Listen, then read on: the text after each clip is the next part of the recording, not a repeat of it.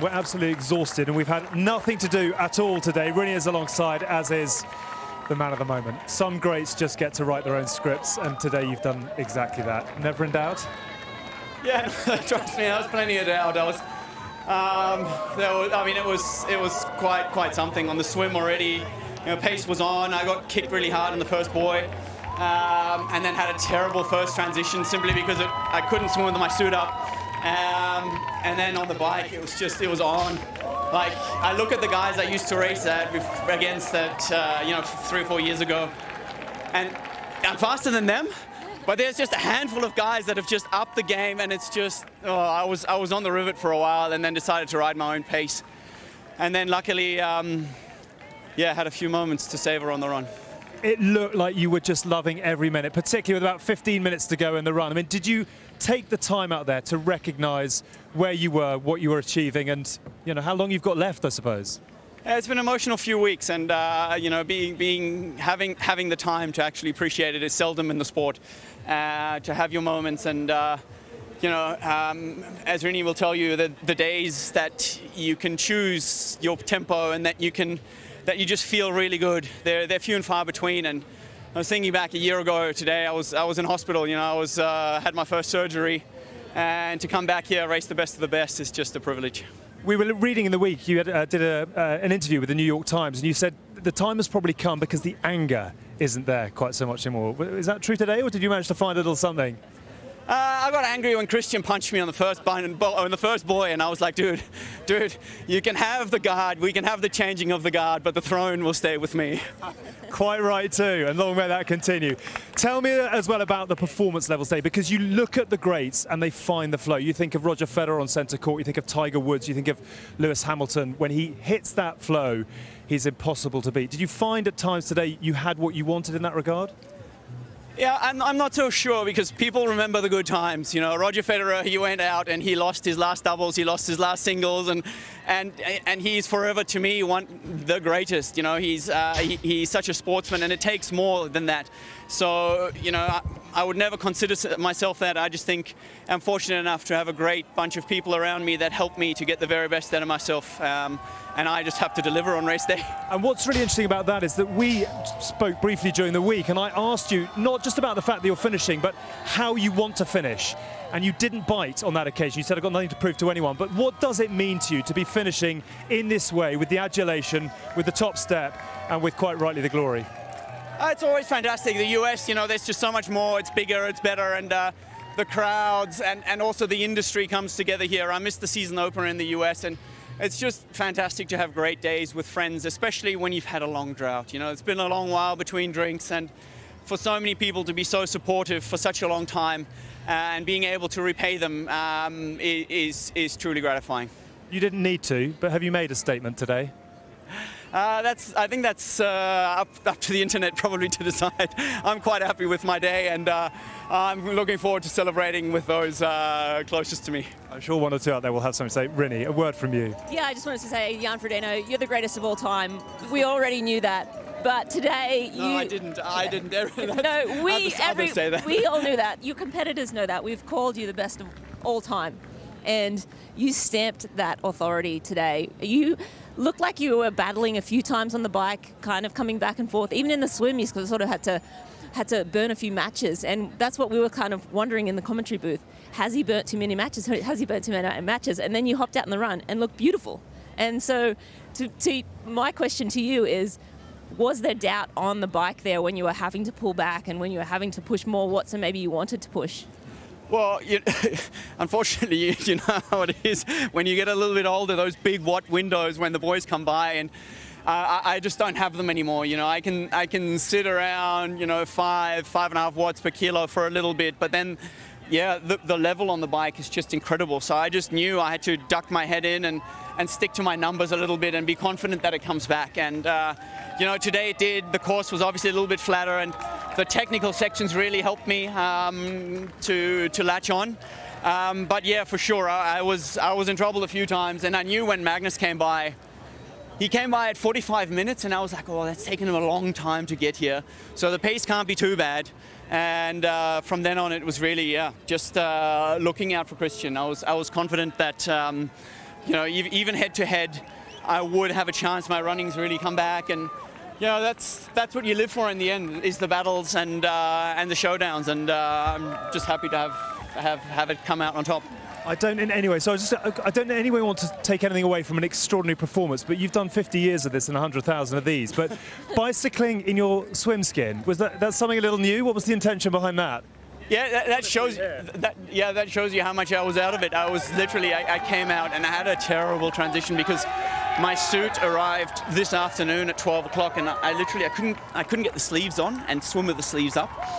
And so when I finally got that suit on, it took me so long that I completely forgot I had the swim skin on. I was ready to shove it down my suit. And then there was an official there, and he's like, "Nah, just give it to me." And I was like, oh, thank goodness, because he was the head referee, and so whatever he says is good. But I was ready to shove that thing down.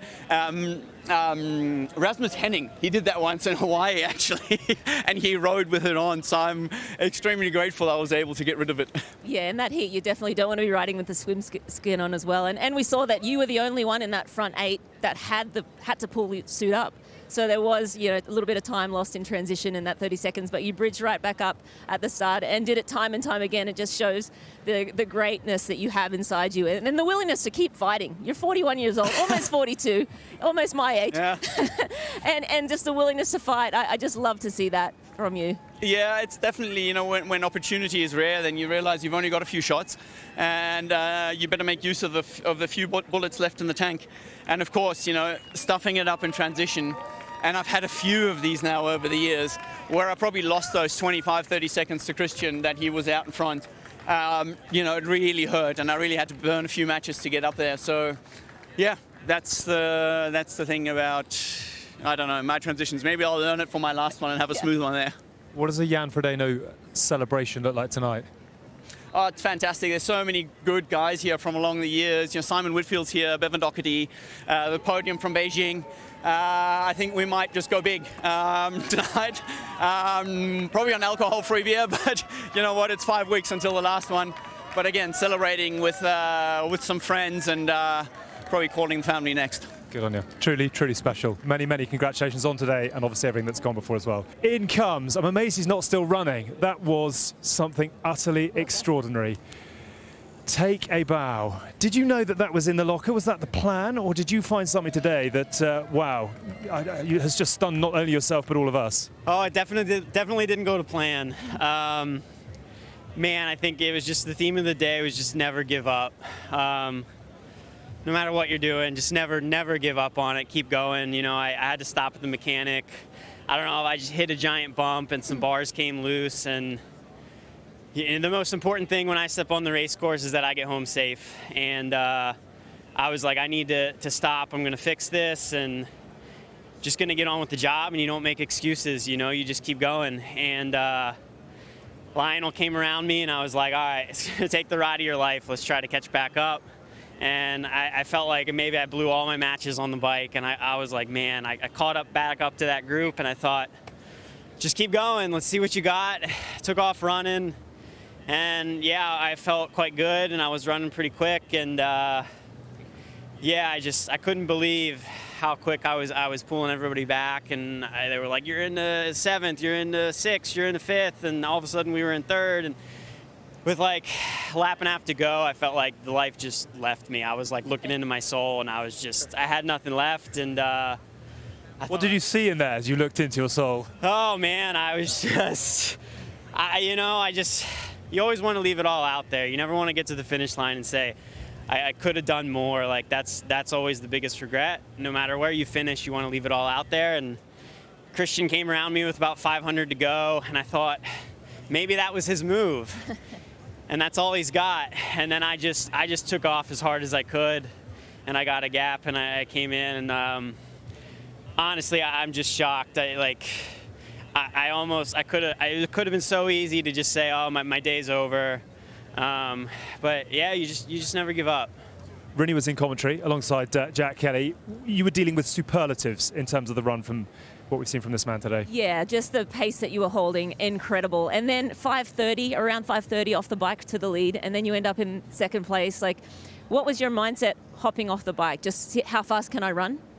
Yeah, I was just keep trying. Just go as fast as you can, and yeah, I'm just in shock that I was able to get there, to be honest. I wanted, to be honest, my goal was to run 55:30, and I didn't achieve that today.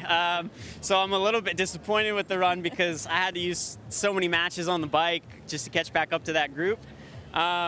So, you know, you can be negative, or you can say, holy shit, just look what I just did. I have to step in here. I'm legally obliged to step in here and apologise because we're a family show, but I'm going to get a whole load of abuse for it, but nevertheless. I apologize, but yeah, I mean, I'm just grateful for everything. I'm going home blessed, and just happy that the fitness is there, and what an honor it is to race Jan 2 times for me before his career is over, to see just how good he is. He's such a legend, and it's honestly just an absolute honor for me to be able to toe the line with him and come up just short of catching him twice. But yeah, he's a legend. He's incredible, and yeah, that's awesome. You've done your bit today. Many, many congratulations. On your way to the podium. Congratulations, Jason. With a big round of applause, please. Kristian, come on in. I'm going to start with commiserations. It's a hell of a performance to get yourself to where you got to, but is it commiserations rather than congratulations on the comeback there? You look gutted.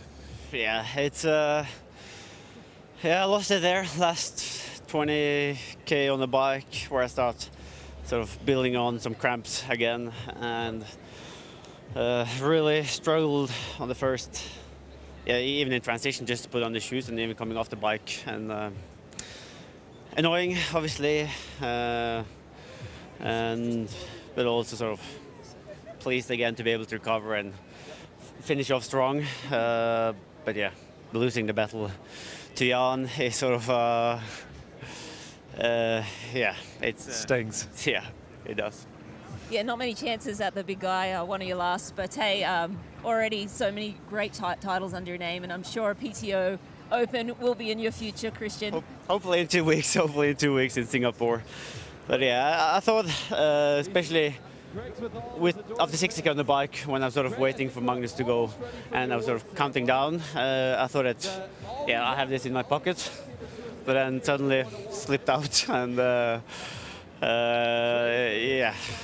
How do you find a solution? Because obviously Edmonton last year, I know how gutted, I can see how gutted you are right here, right now. Is it easy to find a solution to the problems of the cramps, or is it just time, training? What is it going to be? I guess I need more time on the, like, it's a balance between riding on the road bike and TT bike, and I guess I haven't put in enough time to ride this intensity in their position, and yeah, and maybe I will have to look a little bit on the position because it's not a run, it's the bike that's building up the fatigue, and where I'm sort of struggling with the hamstring and the quads. Extraordinary bravery to get yourself back into it. Did you think about, given what you've got coming up, thinking, can I push myself to do this? What was the sort of, I suppose, the motivation at the point where it looked really, really tough to be continuing? Well, first I tried to just stay, first tried to catch Magnus, and just as I was passing him and running into third position, that's where I had to stop again a little bit, like in Edmonton, where I just had to squeeze off the cramps, and yeah, had to sort of jog for maybe 5k there. And suddenly I saw Magnus struggling as well, and that sort of gave me that taste on podium again. But then also I knew that Jason was coming from behind, and he was putting in, like, I was looking at the watch, it was like 255 pace, and I was sort of just, yeah, trying to stay with him as long as possible and risk it. Yeah, if the cramp came back again, then I would sort of have to, yeah, do the struggle after there.